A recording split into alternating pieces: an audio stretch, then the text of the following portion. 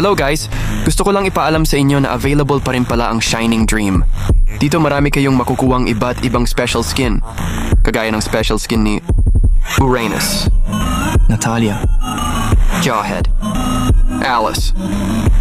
Mas marami pang iba. Paano nga ba makuha ang isa sa mga special skin na meron sa Shining Dream?